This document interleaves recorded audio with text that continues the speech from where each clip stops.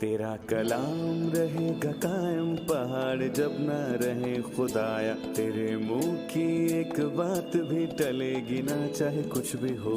तेरी मान दिए है जिंदा सोने से भी कीमती, मेरा दिल ये दे गवाही है ये किताब अजीम।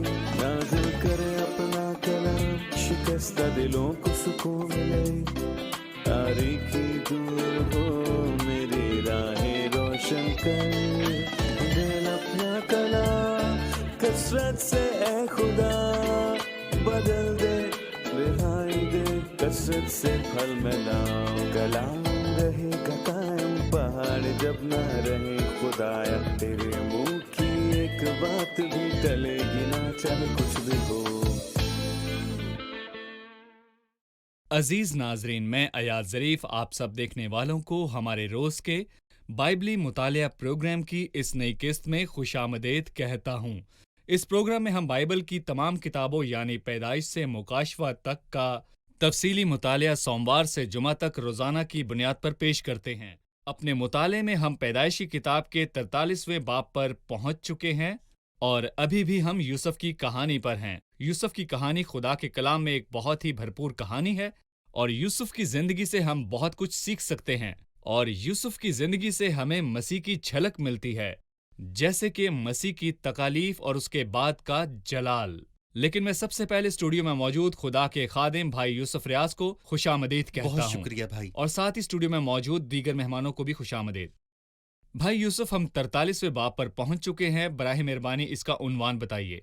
जी हाँ, हम इसको उन्वान दे सकते हैं कि यूसुफ के भाइयों का अनाज के लिए मिस्र का दूसरा सफर।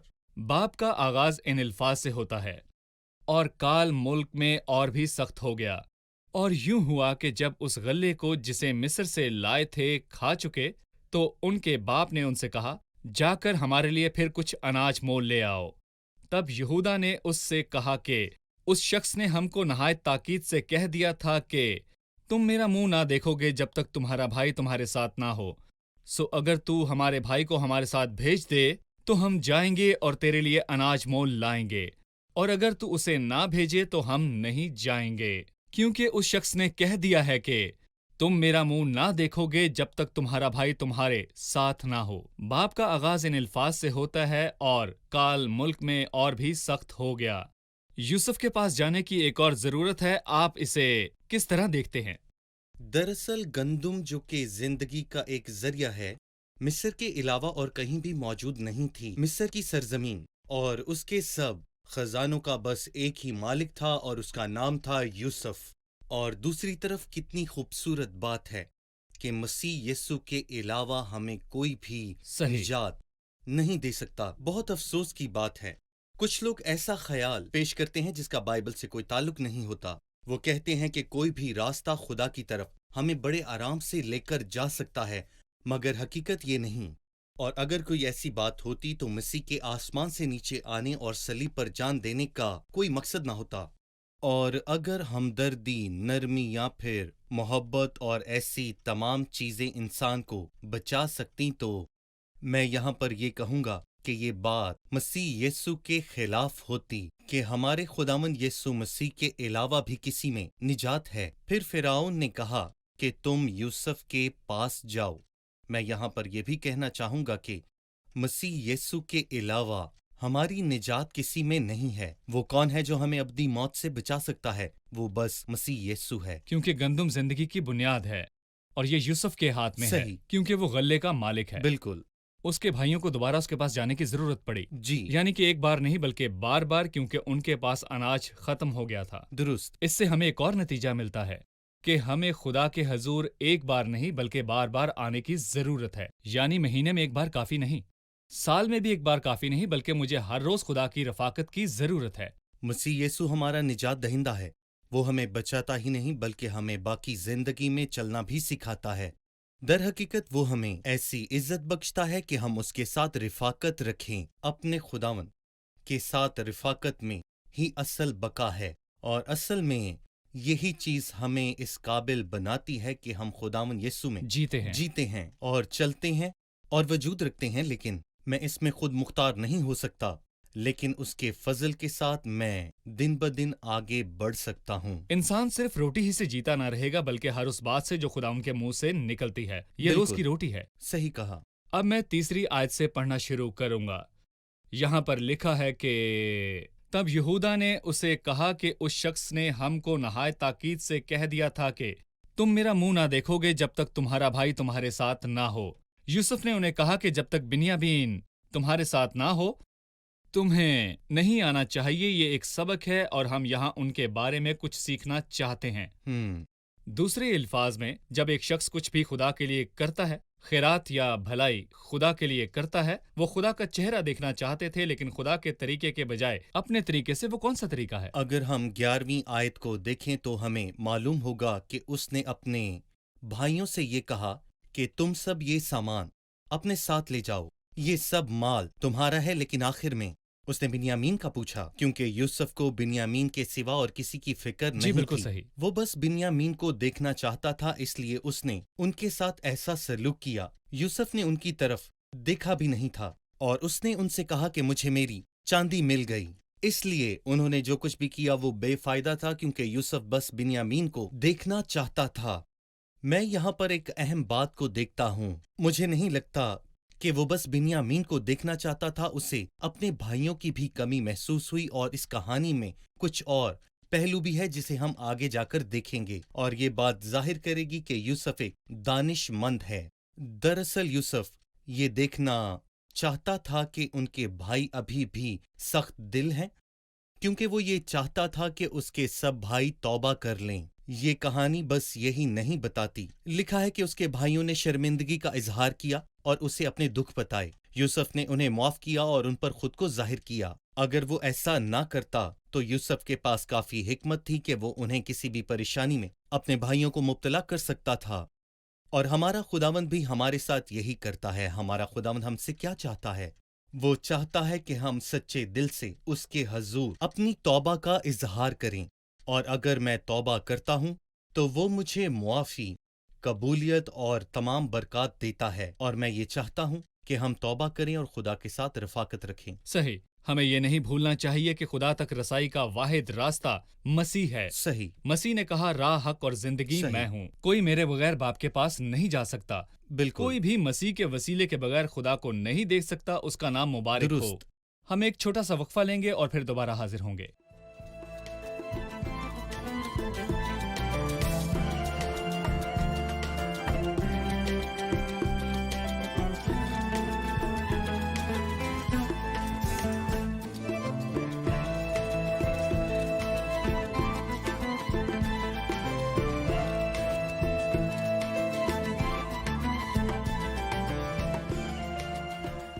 آٹھویں آیت میں لکھا ہے، تب یہودا نے اپنے باپ اسرائیل سے کہا کہ اس لڑکے کو میرے ساتھ کر دے تاکہ ہم اور تو اور ہمارے بال بچے زندہ رہیں اور ہلاک نہ ہوں۔ ہم پچھلے حصے سے جانتے ہیں اور یوسف زندہ ہے اور گندم اس کے اختیار میں ہے، اور یہ مسیح کی ایک شبیہ ہے، کسی اور میں نجات نہیں ہے۔ بس ہم اس آیت سے کیا سیکھتے ہیں؟ ہمیں کیا کرنا چاہیے؟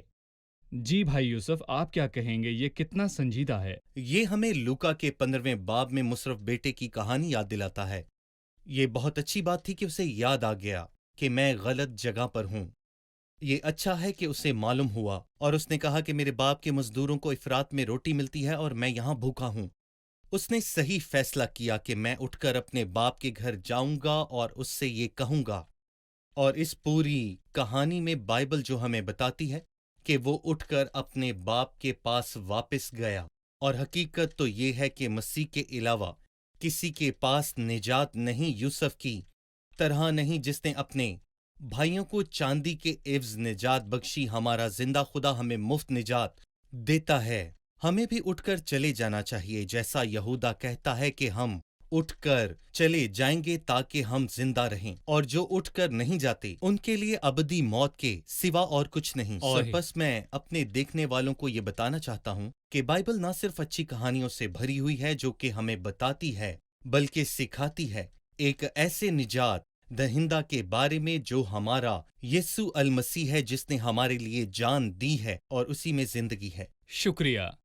نیز ان آیات کے بعد 9वीं आयत में लिखा है, जब यहूदा अपने बाप को बिन्यामीन के बारे में यकीन दहानी करवाता है, उसने उससे कहा, और मैं उसका जामिन होता हूं, तू उसको मेरे हाथ से वापस मांगना, अगर मैं उसे तेरे पास पहुंचाकर सामने खड़ा ना कर दूं। बाइबल हमें बताती है कि किसी भी अजनबी की जमानत नहीं देनी चाहिए, और यहाँ पर भी वो किसी की जमानत नहीं दे रहा। लेकिन क्या यहूदा इस काबिल था कि वो किसी की जमानत दे सके? लेकिन जब हम कहानी की पैरवी करते हैं तो हम देखेंगे कि यूसुफ ने बिन्यामीन को कैद में डालने पर इसरार किया। फिर यहूदा की तबीयत खराब हो गई। ये तब तक था जब तक यूसुफ ये सब कुछ कर रहा था। लेकिन यहूदा अपने बाप के साथ क्या करेगा? उसने क्या कहा होगा? दर हकीकत हम खुदा का शुक्र करते हैं जिसने हमारी जमानत दी। उसने हमारी जमानत इसलिए नहीं दी कि हम कुछ भी ना करें, लेकिन उसने हमारी मदाखलत से पहले हमारा फिदिया दिया और उससे अहदे जदीद के जामिन के तौर पर बुलाया गया। हम हम्द में कहते हैं कि अहदे जदीद के जामिन, हम तेरा शुक्रिया अदा करते हैं, और तेरा खून जो बहुत दूर थे उनको करीब लेकर आया। अगरचे यहूदा ने यकीन दिलाया कि वो बिन्यामीन की हिफाजत करेगा, फिर भी उसे वो क्या कर ले सकता लिया है? गया। वो तो मुश्किल वो उसे में अपने है। बाप के पास वापस कैसे लाएगा? क्या इस बात का कोई इम्कान है कि खुदा का एक फर्जंद, जिसकी देखभाल और हिफाजत के लिए मसीह को मुकर्रर किया गया, कि वो रास्ते में ही कहीं खो जाए? ये नामुमकिन है, क्योंकि मसीह हमारी जमानत इस तरह नहीं देता कि अगर तुम ये करोगे तो मैं वो करूंगा, बल्कि उसने सबसे पहले कर दिया। सही। क्योंकि अच्छा चरवाहा अपनी भेड़ों के लिए अपनी जान भी दे देता है। मेरी भेड़ें मेरे हाथ में हैं। उसकी भेड़ें महफूज हैं। यीशु ने हमसे कहा कि कोई तुम्हें मुझसे छीन नहीं सकता, और ना ही मेरे बाप के हाथ से। ठीक है, शुक्रिया। हम 11वीं आयत से पढ़ना जारी रखेंगे। तब उनके बाप इसराइल ने उनसे कहा, अगर ये बात है तो ऐसा करो कि अपने बर्तनों में से उस मुल्क की मशहूर पैदावार में से कुछ उस शख्स के लिए नजराना लेते जाओ, जैसे थोड़ा सा रोगने बिलसान, थोड़ा सा शहद, कुछ गरम मसाले और मोर और पिस्ता और बादाम। इन चीज़ों के इख्तिताम तक वो एक नजराना पेश करेगा जिसे वो लफ्ज़ ज़्यादा नहीं, थोड़ा बयान करता है, लेकिन मैं इससे एक सबक अक्स करता हूँ। उसके भाई एक छोटा सा नजराना एक अमीर शख्स यूसुफ के पास लेकर आए, ये उसके लिए क्या मानी रखता है? आप क्या कहेंगे? यहां मैं दो चीजों को देख सकता हूं। पहली बराह रास्त दरखास्त है और दूसरी कुछ अलामत। बराह रास्त दरखास्त ये है कि तुम अपने तोहफाजात और अपने भाइयों को अपने साथ ले जाना, और खुदावन तुम पर फजल फरमाएगा। याकूब अभी तक नहीं सीखा था कि खुदावन ने किस तरह खतरनाक दिलों को बदला, जैसे असाऊ और लाबिन के खतरनाक दिल थे। याकूब ने खुदा पर भरोसा न किया, लेकिन हमें खुदावन पर भरोसा करना चाहिए। क्या वो बुरे दिलों को बदलने की कुदरत और ताकत नहीं रखता? याकूब ने इतना कुछ होने के बावजूद इससे सबक हासिल नहीं किया कि खुदा कादरे मुतलक खुदा है। ये अमली पहलू है, और अलामती लिहाज से एक इंसान के लिए खुदा से मुफ्त तोहफा हासिल करना मेरे ख्याल से बहुत मुश्किल काम है। अगरचे कि खुदा के तमाम तोहफे इंसान को फजल से ही मिलते हैं, लेकिन इंसान को कुछ भी आराम से नहीं चाहिए। जैसे थोड़ा सा बलसान, रोगन, पिस्ता और बादाम भेजकर, मतलब एक अमीर शख्स ने अपने नौकर को तोहफा देकर भेजा। याकूब क्या वो तेरे इन नजरानों का मुंतजर था?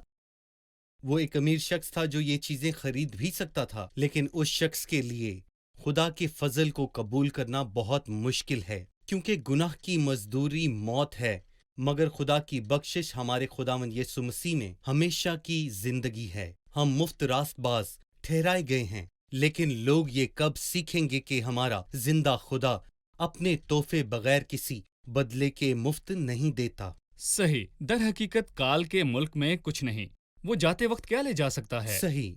आगे जारी रखते हुए हम 15वीं आयत से शुरू करेंगे। तब उन्होंने नजराना लिया और दूना दाम भी हाथ में ले लिया, जैसे आपने जिक्र किया, लेकिन चांदी को दूना करने की कहानी भी एक और कोशिश है खुदा को एहसान लौटाने के लिए, जैसे कि वो कह रहे हों कि हम तुझसे कुछ भी मुफ्त नहीं चाहते। लेकिन मैं भी यहाँ पे कहना चाहूँगा कि इंसान को ज़ाहिरी काम नहीं करने चाहिए। जैसे कि बहुत से लोग ज़ाहिरी तौर पर चर्च जाते हैं, वहाँ जाकर ज़ाहिरी इबादत करते हैं और लोगों को दिखाते हैं। भाई अयाज, जैसा कि आपने कहा کہ وہ لوگ مفت کچھ بھی حاصل کرنا نہیں چاہتے تھے اور وہ یہ سوچ کر ڈر گئے تھے کہ کسی نے غلطی سے چاندی ان کے بوروں میں واپس رکھ دی تھی، اور انہوں نے سوچا کہ ہمیں اس کی سزا ملے گی، اور جب وہ واپس آئے تو انہوں نے مختار سے کہا کہ ہمیں چاندی ملی لیکن ہم نے اسے واپس کر دیا، اور میرا خیال ہے کہ ان کے بھائی یوسف نے ان کا معاوضہ دیا، اور اسی طرح خداوند نے بھی ہمارا معاوضہ ادا کیا۔ مطلب ہم یہ کہتے ہیں کہ خدا کی طرف سے دیے گئے تحفے ہمارے لیے مفت ہوتے ہیں، پر کیا وہ خدا کی نظر میں مفت ہوتے ہیں؟ مثلاً اس کے فضل کے سبب سے ہم مفت راس باز ٹھہرائے گئے ہیں، پر مکمل آیت یہ نہیں ہے۔ مخلصی کے وسیلے سے۔ مخلصی کے وسیلہ سے جو مسیح یسوع میں ہے۔ مسیح نے بہت زیادہ قیمت ادا کی، اس نے اپنا بیش قیمتی خون دیا، اور بدلے میں اس نے ہم سے کچھ بھی نہیں لیا، کیونکہ وہ ان کو عطا کرتا ہے جو اس پر اور اس کی پاک صلیب پر کیے گئے بڑے کام پر بھروسہ رکھتے ہیں۔ صحیح، ہم ایک چھوٹے سے وقفے کے بعد دوبارہ حاضر ہوں گے۔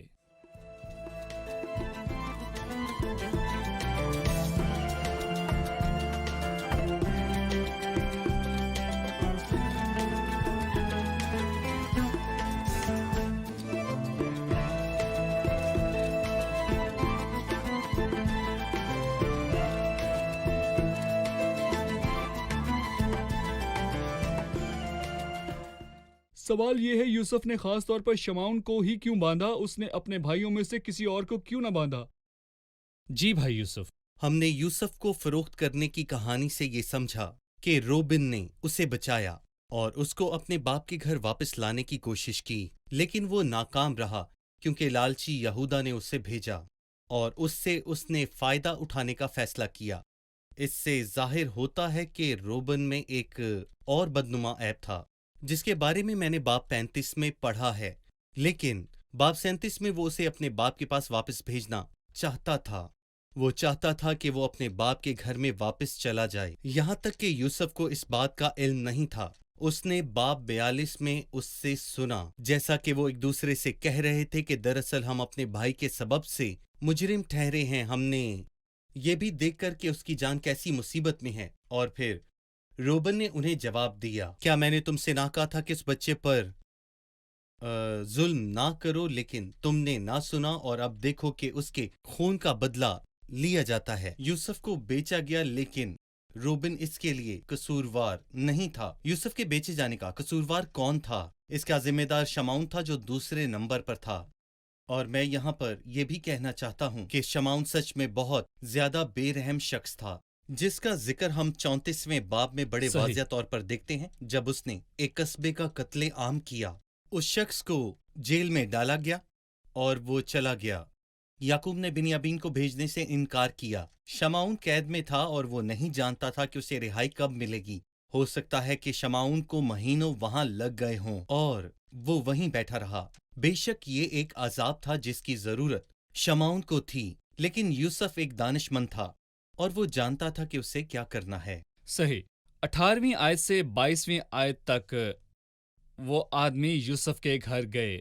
در حقیقت اس سے پہلے یوسف نے حکم دیا کہ انہیں گھر میں داخل کیا جائے اور ایک جانور ذبح کر کے پیش کیا جائے، اور کہا کہ وہ ان کے ساتھ سپہر میں کھانا کھائے گا، لیکن وہ پریشان اور خوف زدہ ہو کر وہاں سے چلے گئے۔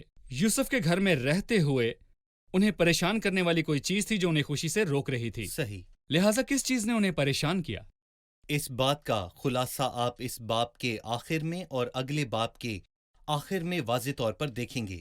پہلے انہوں نے یوسف سے یہ کہا کہ ہم سب بھائی ایماندار ہیں، تم ایماندار ہو، تم نے اپنے بھائی کو بیچا ہے، پھر بھی دعویٰ کرتے ہو، اور اپنے باپ کو دھوکہ جی دیا۔ دھوکہ دے کر بھی کہتے ہو ایماندار ہیں۔ اور جب وہ وہاں پر پہنچے تو ان کی حالت کوئی اچھی نہیں تھی، لیکن پھر بھی وہ ان کے لیے ضیافت کرے گا۔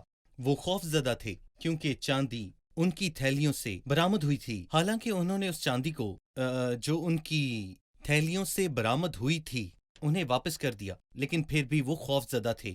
اور یوسف جو کچھ بھی کر رہا تھا وہ اپنے بھائیوں کی بھلائی کے لیے ہی کر رہا تھا، پر وہ خوف زدہ تھے۔ وہ شعوری طور پر بہت زیادہ بے چین تھے۔ کیوں؟ کیونکہ جرم کا کوئی اعتراف نہیں۔ جو کوئی اپنی سرکشی کو چھپائے گا وہ کامیاب نہیں ہوگا، اور جو انہیں ترک کرے گا ان پر رحم ہوگا، پر گناہ کرنے والا کبھی خوش نہ رہے گا۔ پس شعوری گناہ اور الزام لگانے والا ہمیشہ انسان کو خوش ہونے سے محروم رکھتا ہے۔ صحیح۔ اب ہم میں سے ہر ایک اگر وہ خدا کے ساتھ اپنے معاملات طے نہیں کرتے اور اپنے آپ میں بھرپور معافی کا لطف نہیں اٹھاتے تو صحیح۔ آپ انہیں خدا کی حضوری میں بیٹھے ہوئے خود کو معاف کرنے کے قابل پا نہیں سکیں گے، نہ تو خوشی ہوگی اور نہ ہی وہ خدا سے لطف اندوز ہو سکیں گے۔ مجھے یہاں پر ایک خوبصورت آیت یاد آتی ہے، رومیو کے 5ویں باب کی پہلی آیت، پس جب ہم ایمان سے راست تو باز خدا ٹھہرائے کے تو ساتھ اپنے خداوند مسیح یسوع کے وسیلہ سے صلح رکھیں۔ خداوند کے ساتھ صلح ایک عظیم تحفہ ہے جس پر مسیح یسوع کے خون کے سبب سے سبھی کا حق موجود ہے۔ مجھے وہ شخص بہت پسند ہے جو یوسف کے ساتھ اس کے گھر میں تھا۔ جب ہمیں 23ویں آیت میں بہت سی خوبصورت برکات کا بتایا جاتا ہے، اس شخص نے یوسف کے بھائیوں سے بات کرنا شروع کی۔ اس نے انہیں خوف زدہ اور خوشی سے قاصر پایا۔ وہ 23ویں آیت میں کہتا ہے، تمہاری سلامتی ہو، مت ڈرو، تمہارے خدا اور تمہارے باپ کے خدا نے تمہارے بوروں میں تم کو خزانہ دیا ہوگا، مجھے تمہاری نقدی مل چکی۔ پھر وہ شمعون کو نکال کر ان کے پاس لے آیا اور اس شخص نے ان کو یوسف کے گھر میں لا کر پانی دیا اور انہوں نے اپنے پاؤں دھوئے اور ان کے گدھوں کو چارہ دیا۔ انہوں نے یوسف کے انتظار میں کہ وہ دوپہر کو آئے گا نذرانہ تیار کر کے رکھا، کیونکہ انہوں نے سنا تھا کہ ان کو وہیں روٹی کھانی ہے۔ ہمیں اس شخص کے بارے میں بتائیے کہ اس نے انہیں کس طرح تسلی دی اور انہیں کس طرح برکت ملی۔ کچھ لوگ یوسف کے گھر کے مختار کو روح القدس کی علامت کے طور پر سمجھتے ہیں، اور میں یہ کہتا ہوں اس کے مستقبل کے بقیہ ایماندار جو اس کے اپنے بھائی تھے۔ اس کے بھائی 2 دفعہ مصر جانے کے دوران مصیبت میں پھنس گئے تھے۔ پہلی بار جب وہ مصیبت کے آغاز کی نمائندگی کرتے ہیں، اور چوتھے باب میں ہم دیکھتے ہیں وہ بڑی مصیبت کی نمائندگی کرتے ہیں۔ کچھ لوگ مختار کے طور پر روح القدس کی بقیہ کے ساتھ معاملات طے کرتے ہوئے ان کو توبہ کی طرف مائل کرتے ہوئے دیکھتے ہیں۔ توبہ ان کی طرف سے نہیں کی گئی، اور جیسا کہ ہم زکریا کے 12ویں باب میں دیکھتے ہیں کہ میں داؤد کے گھرانے اور یروشلم کے بادشاہوں پر فضل اور مناجات کی روح کو نازل کروں گا، اور وہ اس پر غور کریں جس کو انہوں نے چھیدا۔ روح القدس انہیں یوسف کو جاننے میں مدد کرے گا۔ یہاں یہ مختار انہیں مختلف طریقوں سے تربیت دے رہا ہے، لیکن وہ کبھی سخت رویہ رکھتا ہے، لیکن کبھی وہ نرمی سے پیش آتا ہے، اور یوسف اپنی مرضی ان پر عیاں کرتا ہے، اور وہ جان لیتے ہیں کہ یہی ان کا بھائی ہے۔ صحیح، لہٰذا یہ بقیہ کے ساتھ مستقبل میں روح القدس کا کام ہے۔ صحیح۔ اب جب وہ ہمیں خوف زدہ دیکھتا ہے تو روح القدس ہمارے ساتھ کیا کرتا ہے؟ روح القدس ہمیں تسلی دیتا ہے، صحیح۔ ہمارے پاس موجود خزانے کے بارے میں یقین دلاتا ہے، وہ شمعون یعنی اسیر کو رہا کرتا ہے اور ہمارے پاؤں دھوتا ہے۔ اسی طرح آج کل بھی روح القدس ہمارے ساتھ کچھ ایسا ہی کرتا ہے۔ صحیح، سلامتی، تازگی اور آپ کی یقین دہانی، یہ روح القدس کا کام ہے جو خاص طور پر آسمان سے نیچے آیا۔ صحیح، کیا یوسف نے ان کے ساتھ کھایا؟ ایسا نہیں ہوا، کیوں؟ کیونکہ انہوں نے ابھی تک اقرار نہیں کیا تھا، اور جب تک وہ اقرار نہیں کریں گے یوسف خود کو ان پر ظاہر نہیں کرے گا۔ لہٰذا ملک کا مالک ہونے کی حیثیت سے وہ ان کے ساتھ کھا نہیں سکتا۔ اس نے ان کے ساتھ فروخت دلی کی، لیکن اس نے ان پر اپنے آپ کو ظاہر نہیں کیا۔ فروخت دل ہونا اور خود کو ظاہر کرنا دونوں الگ باتیں ہیں۔ خدا گناہ گار پر بھی رحم کرتا ہے، لیکن اس کا مطلب یہ نہیں کہ وہ ہم سب سے مطمئن ہے، نہیں۔ لیکن شخصی طور پر جب وہ مجھ پر خود کو ظاہر کرتا ہے تو وہ مجھ سے بات کرتا ہے۔ خداوند گناہ گاروں کے ساتھ رحم کرتا ہے اور سب کے ساتھ انصاف کرتا ہے۔ لہٰذا میں یہ کہنا چاہتا ہوں کہ خدا کے ساتھ رفاقت اس کی برکتوں سے کہیں زیادہ قیمتی ہے۔ صحیح، اور آئندہ بھی بقیہ خدا کی پروردگاری سے محروم نہیں ہوں گے، لیکن رفاقت تب تک ٹوٹی رہے گی جب تک وہ توبہ نہ کریں اور واپس نہ آئیں۔ پھر خدا کے ساتھ رفاقت قائم وہ ہوگی۔ اسی وقت اسے پہچانیں گے جب وہ جلال میں ظاہر ہوگا۔ یہ وہی ہے جسے انہوں نے چھیدا اور رلایا، اور پھر وہ اسے پہچانیں گے اور وہ انہیں۔ آخری حصے پر بات کریں گے۔ وہ یوسف کے گھر یوسف کے پاس آئے اور اس کے سامنے جھکے۔ آخرکار وہ اس کے سامنے جھکے۔ صحیح۔ یوسف نے جب بنیامین کو دیکھا تو وہ خود پر قابو نہ پا سکا اور رویا۔ آپ اسے کیسے دیکھتے ہیں؟ وہ پہلی دفعہ میں بس ایک بار جھکے تھے، لیکن دوسری دفعہ وہ 3 بار جھکے، اور شاید جو خدا نے کہا تھا وہ اسے بھول گئے تھے، لیکن خدا جو کہتا ہے اس سے وہ کرتا ہے۔ شاید یہ بات یوسف بھی بھول گیا ہو، لیکن خدا جو کہتا ہے وہ کرتا ہے۔ میرا پولا اٹھا اور تمہارے 11 پولوں نے اسے سجدہ کیا، اور جب انہوں نے اس کی گنتی کی تو وہ 10 نکلے، لیکن اس نے ان سے کہا کہ خواب 11 پھولوں کا ہی آیا تھا، اپنے بھائیوں کو میرے پاس لاؤ۔ پس پیشن گوئی کے مطابق وہ سب لوگ اس کے سامنے جھکے، جیسا کہ 37ویں باب میں واضح طور پر لکھا ہے، اور خدا کا زندہ صحیح۔ کلام جھکنے کے تعلق سے دیا گیا تھا جو پورا ہوا۔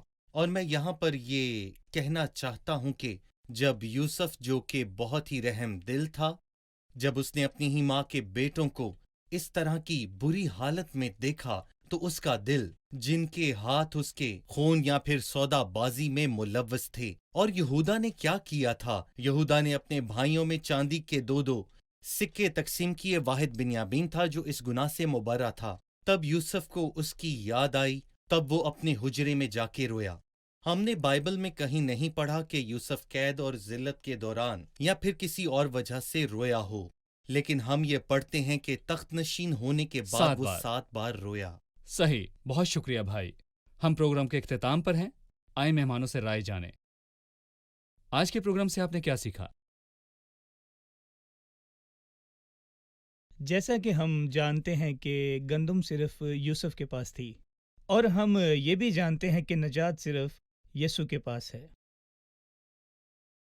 میں یوسف کے بھائیوں کو پسند کرتا ہوں جب انہوں نے کہا کہ ہم اٹھیں اور چلیں اور زندہ رہیں، خداوند یسوع کے سوا کسی میں زندگی نہیں جو زندگی کا حقیقی منبع ہے۔ ہم نے سیکھا کہ گندم زندگی کی پرورش ہے۔ یہ ہمیں پورے سفر میں مسیح پر ایمان لانے کے بعد رفاقت کی زندگی کے بارے میں بتاتا ہے۔ شکریہ، خدا آپ کو برکت دے۔ بھائی خدا آپ آپ کو کا بھی برکت دے۔ شکریہ۔ عزیز ناظرین، مجھے یقین ہے کہ آج کی قسط سے آپ نے بہت کچھ سیکھا ہوگا۔ اگلی قسط میں ہم کہانی کے واقعات جاری رکھیں گے۔ مجھے خوشی ہوگی اگر آپ کا کوئی سوال ہو یا آپ کچھ پوچھنا چاہتے ہوں تو ہمیں ای میل کیجیے، ہم اس کا جواب ضرور دیں گے۔ اپنا خیال رکھیے، خدا آپ کو برکت دے۔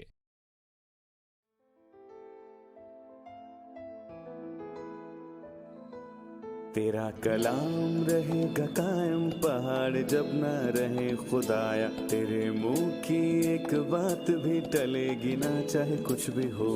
تیری مان دیے ہے زندہ، سونے سے بھی قیمتی، میرا دل یہ دے گواہی ہے، یہ کتاب عظیم نازل کرے اپنا کلام، شکستہ دلوں کو سکون ملے، تاریکی دور ہو میری راہیں روشن کر، دل اپنا کلام کثرت سے اے خدا بدل دے، رہائی دے کثرت سے پھل ملاؤ۔ کلام رہے گا قائم، پہاڑ جب نہ رہے خدایا، تیرے منہ کی ایک بات بھی ٹلے گی نہ، چاہے کچھ بھی ہو۔